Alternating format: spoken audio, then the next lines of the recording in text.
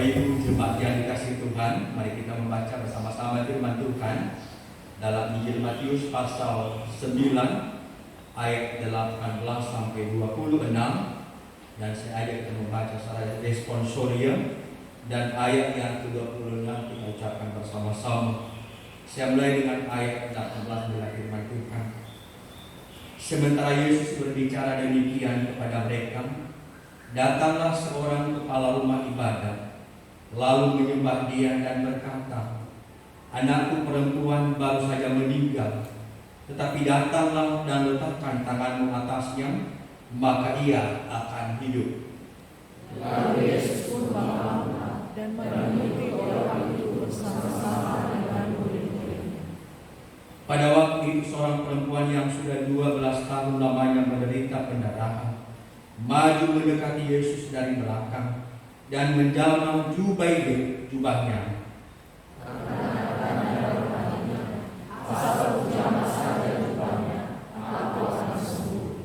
Tetapi Yesus berpaling dan memandang dia serta berkata, "Teguhkanlah hatimu, hai anakku, imanmu telah menyelamatkan engkau." Maka sejak saat itu sembuhlah perempuan itu.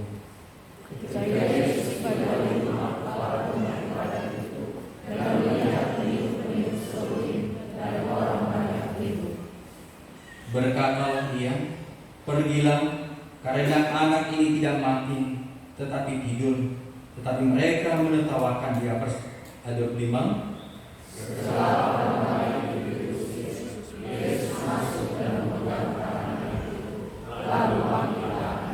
Bersama-sama, maka tersiarlah kabar tentang hal itu ke seluruh daerah itu. Demikian firman Tuhan. Bapak Ibu yang diberkati oleh Tuhan, salam sejahtera kita semua. Salam. Yahoo. Tema firman Tuhan kepada kita di pagi hari ini, diselamatkan karena iman. Mari kita ucapkan bersama-sama 3 yang diselamatkan karena iman. Bapak Ibu yang dikasihi Tuhan, saya yakin setiap kita menghidupkan kehidupan yang berbahagia, hidup yang penuh dengan sukacita, hidup yang memiliki keselamatan, kesuksesan. Dalam mencapai semuanya itu, kita berusaha berupaya agar apa yang kita rindukan akan tercapai. Senantiasa berjuang untuk mencapai kebahagiaan itu. Tetapi satu hal yang dapat kita miliki dengan mengandalkan kekuatan kita, yaitu keselamatan. Mengapa? Karena keselamatan itu anugerah Allah, berasal daripada Allah sendiri. Bapak Ibu yang dikasihi Tuhan Allah, dari renungan kita di hari ini menyampaikan bagaimana kuasa Tuhan. Yesus melakukan mujizat yang ketika ia melayani, yaitu membangkitkan anak Yairus yang telah mati umur 12 tahun dan menyembuhkan perempuan pendarahan yang selama 12 tahun lamanya menderita. Tentunya keselamatan itu tidak terjadi segampang saja, disertai dengan iman sebagaimana Yakobus pasal 2 ayat 7. Iman tanpa perbuatan adalah sia-sia. Bapak Ibu yang dikasihi Tuhan Allah, dari 2 peristiwa ini timbul pertanyaan kepada kita.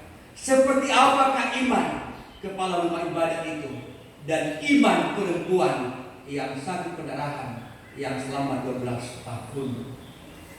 Ibrani pasal 11 ayat 1 berkata, iman adalah dasar dari segala yang kita harapkan dan bukti dari segala sesuatu yang tidak kita lihat. Bagaimana iman kepala rumah ibadah itu? Yang pertama, sesungguhnya kepala rumah ibadah ini adalah dalam Injil Lukas, kalau kita membacanya, ia adalah Yairus yang terkenal terpandang pada saat itu. Tetapi ketika ia bergumul, walaupun ia terpandang dan terkenal pada saat itu, ada beberapa hal yang ia lakukan agar Yesus melakukan mujizatnya terhadap anaknya yang sudah mati. Hal yang pertama dalam pembacaan kita adalah ayat 18. ia membuka hati datang kepada Yesus. Membuka hati datang kepada Yesus. Yang tadinya ia orang terkenal, terpandang, bahkan ia membenci Yesus. Mengapa? Karena Yesus hanya anak seorang daripada tukang kayu. Sedangkan ia orang terpandang, terkenal, kepala rumah ibadah. Tetapi ketika dalam pergumulannya, ia membuka hati datang kepada Yesus, memohon belas kasihan Yesus. Ia paham benar bahwa identitas sebagai kepala rumah ibadah tak dapat menjawab pergumulan yang ia alami saat itu. Hal yang kedua, ia menyembah Yesus. Dalam Injil Lukas bukan hanya menyembah, tetapi datang sambil tersungkur di bawah kaki Yesus.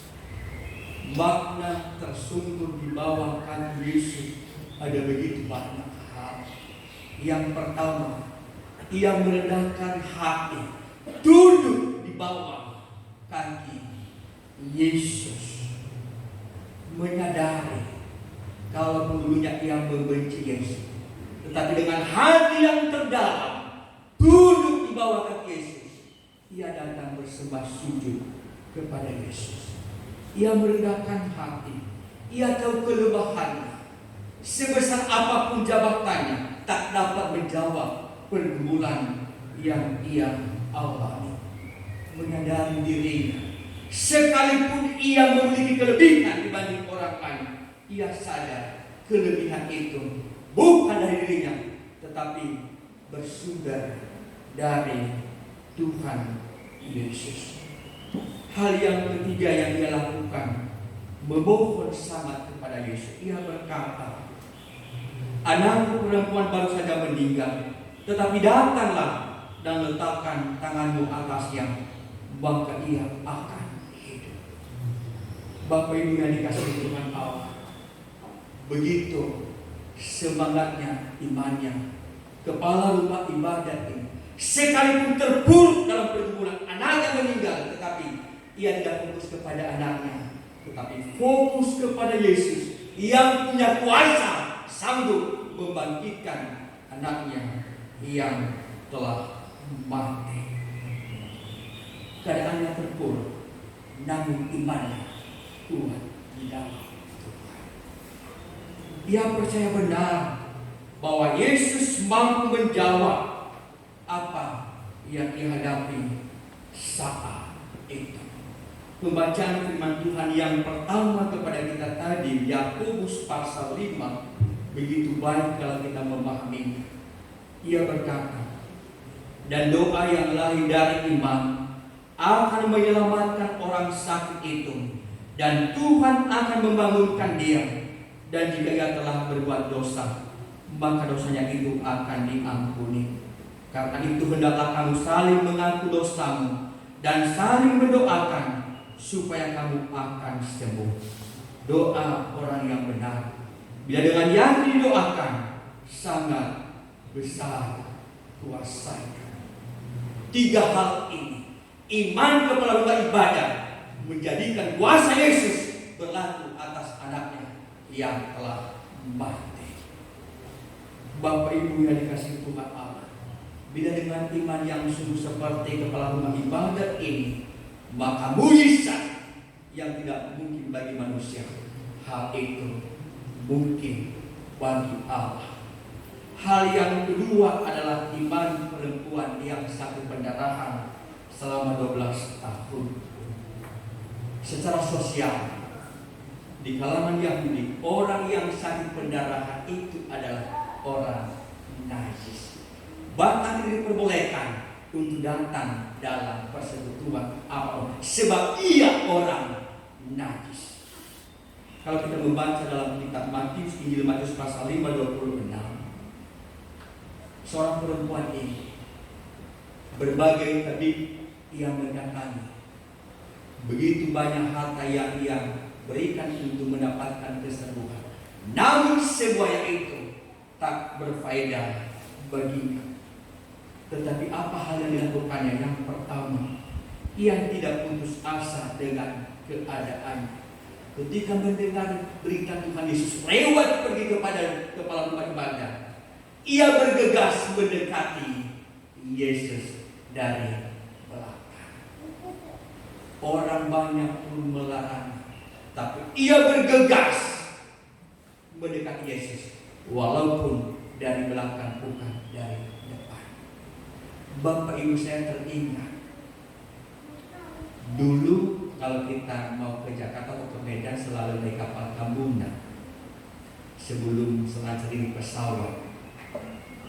Kalau kelas ekonomi antrian ngambil makan omprengan, kecuali kalau kelas begitu banyak berdesak-desakan, hanya menunggu, hanya menerima sesuap nasi di omprengan, bisa berjam-jam untuk antrian. Kita boleh melihat bagaimana orang berdesakan. Tapi di tengah-tengah orang berdesakan seperti begini, perempuan ini yang sakit 12 tahun lamanya, ia bergegas mendekati Tuhan Yesus. Hal yang kedua, memiliki iman yang sungguh yang kuat. Ia berkata ayat 21 dalam pembacaan kita, asal ku jamah saja jubahnya, aku akan sembuh. Bapak Ibu yang dikasihi Tuhan Allah, menjamah jubah Yesus, ia mengimani bahwa ia akan sembuh. Sesungguhnya selalu manusia, apa artinya sebuah jubah ini? Tetapi oleh kuasa Yesus melalui jubah, ia mengimani, menjamah saja jubah Yesus, maka ia sembuh. Dan saat itu juga ia sembuh. Yang ketiga adalah tak memandang seapa seburuk pun apa dirinya, apa kata orang. Sekalipun orang berkata kepada engkau adalah najis, tetapi ia tidak menghiraukan hal yang demikian. Dari dua kisah ini, Bapak Ibu yang dikasihi Tuhan Allah, saya yakin setiap kita begitu banyak pergumulan yang kita hadapi. Sakit penyakit yang tidak kunjung sembuh, pergumulan keluarga, ekonomi yang tak mencukupkan kebutuhan anak-anak. Belajar dari firman Tuhan, dua tokoh, kepala rumah ibadah dan perempuan yang sakit pendarahan ini, maka ada dua hal yang menjadi perenungan kita. Yang pertama, kalau keadaan kita semakin terpuruk, sekalipun banyak pergumulan kita, tetapi iman kita jangan lemah. Iman kita harus kuat, sebab iman yang kuat, maka kuasa Allah, mujizat Allah akan terjadi atas kita. Datang kepada Yesus, ceritakan kepada Yesus dengan iman yang teguh, maka Tuhan memulihkan keadaan kita. Matius pasal 21:2 berkata, dan apa saja yang kamu minta dalam doa, dengan penuh kepercayaan, kamu akan menerimanya. Saya yakin ada begitu banyak kesaksian masing-masing kita dalam situasi pergumulan kita. Pergumulan saya 9 tahun yang lalu divonis oleh dokter, saya harus cuci darah, dan saya mengatakan, tidak dokter, saya punya Tuhan yang sanggup memulihkan keadaan. Bapak Ibu mengalami demikian. Anak-anak Tuhan dalam pergumulan, biaya studi, dan apapun, imanilah Tuhan, datang kepada Tuhan, bercerita kepada Tuhan dengan penuh kepercayaan, maka mujizat Tuhan akan terjadi atas kita.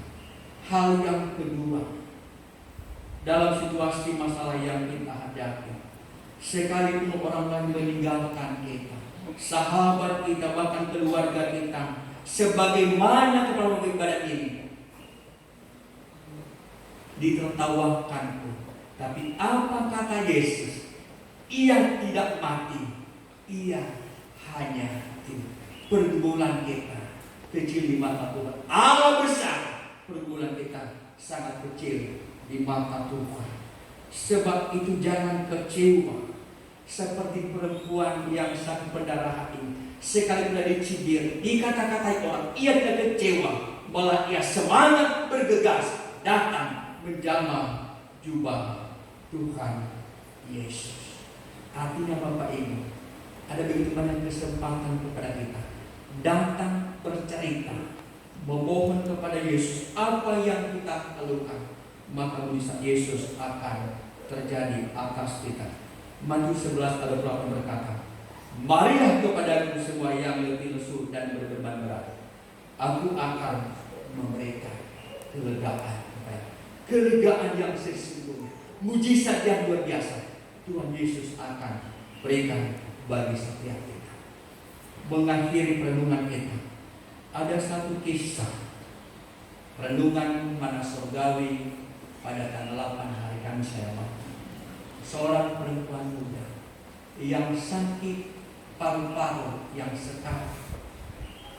Ia menghabiskan hari-harinya di tempat tidur sambil merenung, menatap jendela di sebelah kamarnya. Ia teringat sahabat-sahabatnya. Ia berkata, aku tinggal menunggu waktu Tuhan memanggil saya. Sembari ia merenung, ia melihat ada pohon anggur di samping jendela depan kamarnya. Ia melihat pohon anggur itu, satu-satu daunnya beruntukan, mulai runtuh. Ia berkata, ketika daun pohon anggur itu selesai, maka hidup saya akan selesai juga. Tetapi ada satu lembar daun pohon anggur itu tidak jatuh. Ia memandang, sudah kian beberapa hari, mengapa daun pohon anggur itu tidak akan layu atau gugur? Ia semangat, sesungguhnya waktuku belum tiba. Ada secercah harapan, pengharapan. Maka ia bersemangat dengan iman. Maka semangat imannya itu mulai, kakinya ia merasakan kuat.